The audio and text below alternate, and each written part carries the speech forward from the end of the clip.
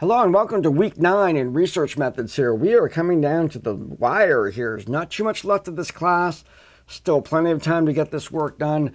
I have, as I got ready to do this video this morning, I finished off the grading of the special assignments and I am really looking forward to these coming in. We will also very shortly, you will get to see the results of Lisa's work that I have told you, the other student that's doing this in independent study. Her work is about ready to come out, and her results were fascinating.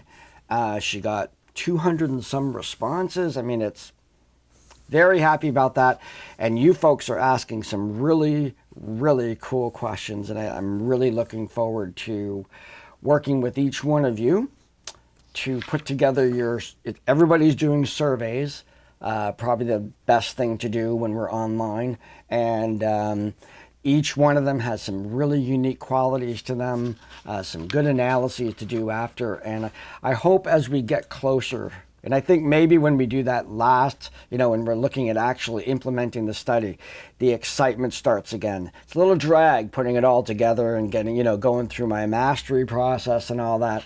But when you start to do the actual work and you see the results coming in, like, I'm actually collecting data, it's just like really, I hope you can grab on a little bit of that excitement.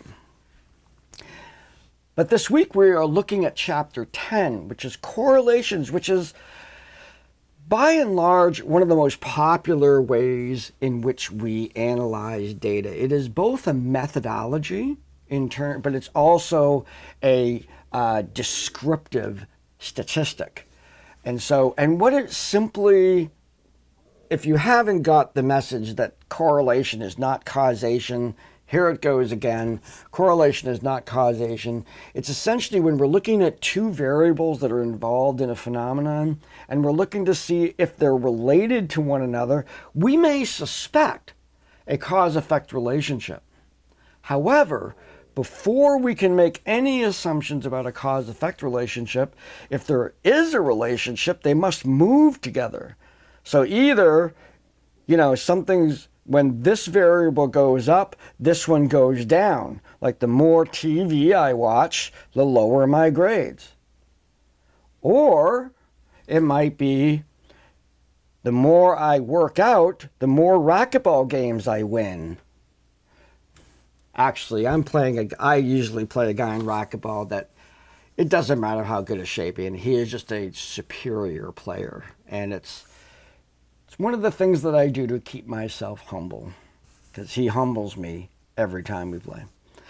Aside from that, we're looking at psychological variables of any kind. Before we can go into cause-effect relationships, we're looking at correlations. Do they move together? If you look up correlations, you can look up YouTube videos, go back and look at the material from statistics. There's all kinds of stuff. And in the statistics course book, if you happen to still have that, and I hope you do, there's a series of videos, the crash course videos, and the one on correlations is very fun because the lady that puts that video out talks about spurious correlations. And those are the ones that things just happen to move together. And if I recall correctly, it has something to do with an actor making action films and the amount of drownings in a particular area or something like that. But these relationships exist all over the place, but they don't implicate, and very oftentimes they have nothing to do with cause-effect relationships. So learning again about correlations is what we're going to be doing this week. Now, in the discussion, I talk about a phenomenon that has existed in various formats all throughout the years, and that is product manufacturers coming up with products to sell that carry the promise of increasing your infant's, let alone young child's, intelligence. And one of these that came out when I was just a lad was Mozart. Stuck on Mozart, I think it was called, or Hooked on Mozart. That's what it was.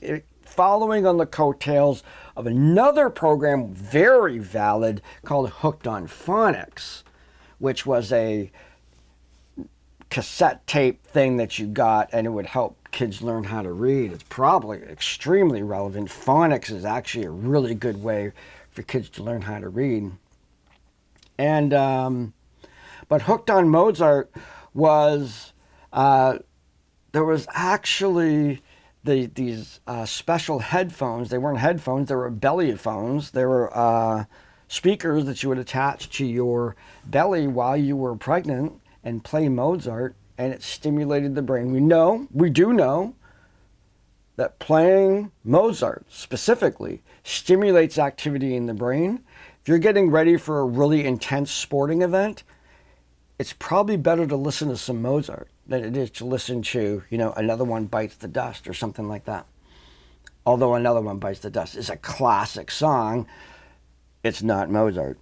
So I'm asking you to look at that, and here's you have this correlation that happens there. So they did the study, and they found out that kids who were exposed to Mozart performed better at early childhood tests, and all that stuff. Went on to better and greater and better things. It's a correlation. Now, the assumption, of course, from the product designer is that this is a cause-effect relationship. Buy my product, your kids would do better.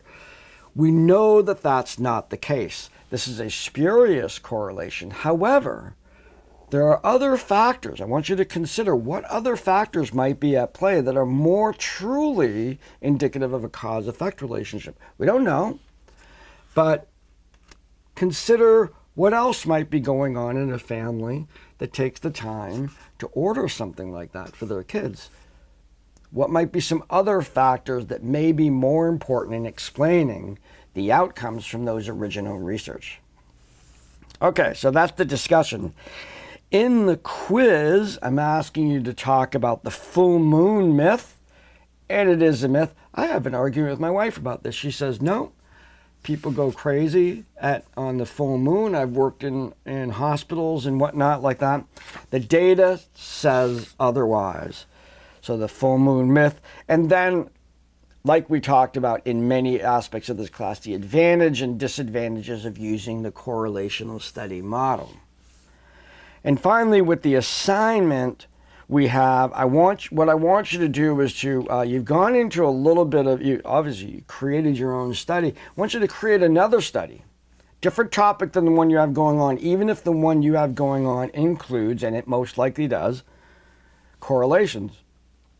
I want you to find a theoretical cause-effect relationship and how you would design a correlation. So you're looking at potential cause-effect relationships there and how you would use a correlation to study that. Now, and it's okay to be a little flippant about it. Because I know when I teach this in class, we kind of come up with all the weird relationships that we sort of assume. The colloquial statements that we have, such as blondes have more fun, or geeks don't date, or whatever, or, people who watch NASCAR are more likely to drink Budweiser versus other beers. I mean, all of these sort of connections that we make, and we just assume those things go together, they may or may not be cause-effect relationships. It's okay to pull out one of those, some of those colloquial things that we have. Certainly, there's a lot going on right now about the characteristics of, and this is serious, the characteristics of particular religious groups, whether Christian, Muslim, or otherwise, women, men, the assumptions that we make about women and men, the assumptions that we make about race, what the rich are like and what the poor are like. Those kinds of relationships that we make, we might see them as correlations, but are they truly cause-effect relationships? So the assignment is to design a study. Not as extensively as you've been doing for the special assignments, but certainly put one together, identifying variables, how you would measure them and all that stuff there, and actually put out a correlation study to see if those things are related. And finally, we have the special assignment of this week. It's time to start the study. So most of you are right there. There's one of you that's ready to go. The rest have smaller, very, very small things to change, and then you're going to be ready. And what I'm going to be asking to do is I'm going to be putting together probably tomorrow, because I'm busy for the rest of the day today, but probably either late tonight or tomorrow, I'm going to put the link to the Psych Toolkit, reminding people to go in there independently and start goofing around. And then again, you have to create your own account. And what you're creating is the place you're going to go into to create your survey, and it's going to give you a link and you can distribute it. I said in the last video that I would know more about it, and it works beautifully. You can export your data directly into Excel and apply whatever tests you learned or whatever you're going to apply from the statistics class right into Excel beautifully. So you're going to be using Psych Toolkit to create your own survey. Now there is a way to embed your description, your consent, and then an agreement to the consent, and then it takes them to the survey. You ask your demographic either at the beginning or at the end. You have all your questions. Thank you, blah, blah, blah. And then it collects the data for you, and then you can go there and it tells you how many people have responded to the survey, how many people responded but didn't complete it, all of that stuff. And then you can download the file when your data collection period is done, and you can go right into analyzing. Very cool. So I do, however, as you're going to be going into there and playing around with it, I do want to have a one-on-one session with you, as I had with Lisa, where we actually sat down and we kind of went through the whole thing to see, what's going to happen when you start getting your data. Because sometimes when we're using instruments that have already been created, they have peculiarities in there. Like, say, every other question, it's actually, the Likert scale is reversed. And you're going to have to account for that when you go in to analyze your data. If there's any sort of squirrely things about the actual way that the instrument is developed, in order to reduce guessing and extraneous data. So be looking at that. How is the data actually going to appear in your spreadsheet? And then a little bit of conversation about next steps. I get the link. I submit it to the entire campus community. We put the link out onto Facebook. I put it on my Facebook, ask my friends to share it. You're going to put it on yours. We can actually put it into the class and have everybody in this class share each other's surveys with everybody that they know, to really help and encourage. And I'm expecting everybody in this class to participate in everybody else's study. So that's what we're looking at. So an exciting time. Things are coming really close. People just need to get those last couple assignments in and get them completed and corrected with some minor changes, and then moving into the next step, which is this week of implementing the actual study, conducting the study.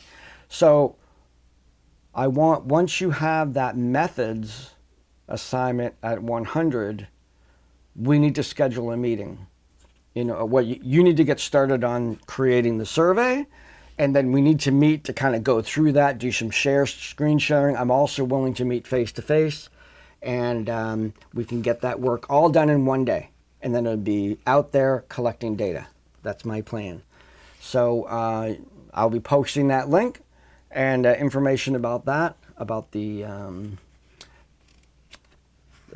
Psych Toolkit, and then it'd be great. So get excited. This is cool. Read about correlations, and I will see you folks in the discussion boards. Have a great week. I think it's going to be beautiful all week. So make sure you get outside and have some fun too. All right, take care.